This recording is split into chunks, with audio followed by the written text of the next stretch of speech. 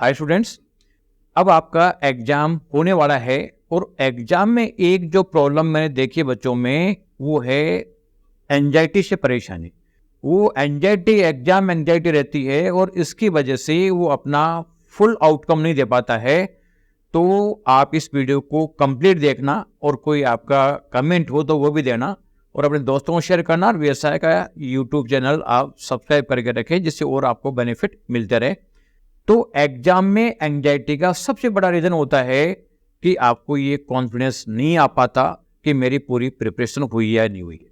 लेकिन एक चीज ध्यान रखें, आपको लगेगा कि आपकी प्रिपरेशन पूरी नहीं है, लेकिन वास्तव में वो प्रिपरेशन आपकी कंप्लीट हो जाती है। तो कुछ ऐसे टिप्स बताऊंगा जो आपको ध्यान रखना है। एक तो आप ये मानते हुए चलें कि जैसी प्रिपरेशन आपकी है वैसी प्रिपरेशन सब बच्चों की है। अक्सर हम ये सोचते हैं कि यार वो तो बाकी क्या उन्होंने कितने अच्छे प्रिपेयर्ड है, मैं प्रिपेयर्ड नहीं हूं। ऐसा कुछ नहीं होता। जो बच्चा ऑल इंडिया फर्स्ट रैंक लाता है वो भी इतना कॉन्फिडेंट नहीं होता है कि मैं फर्स्ट रैंक आ जाऊंगा। वो भी सोच रहा है कि मेरी प्रिपरेशन कंप्लीट नहीं हुई।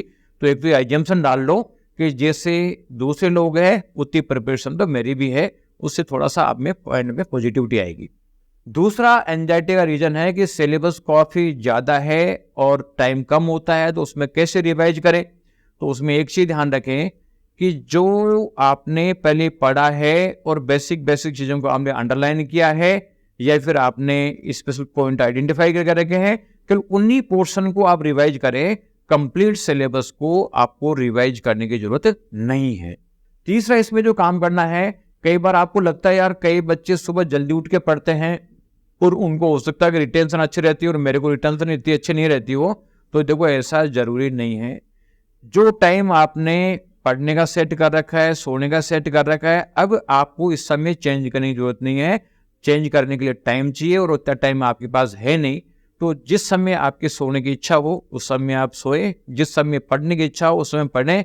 आप भी डिसाइड करें कि मेरा बेस्ट आउटपुट किस समय जाएगा। जिस समय आपका बेस्ट आउटपुट जाने की पॉसिबिलिटी है उस समय को आप पढ़ने के काम में लें और जिसमें सबसे ज्यादा नींद आती है उस समय आप सोने के काम में लें। इसके अलावा आपको एग्जाम सेंटर पे टाइम पे पहुंचना है, क्योंकि एग्जाम सेंटर पे आप टाइम पे पहुंच गए तो आप को कोई टेंशन नहीं रहेगी, रिलैक्स रहेगा, आपको थोड़ा सा रेस्ट मिल जाएगा और आपको हड़बड़ाहट नहीं रहेगी और आपका पेपर अच्छा होगा।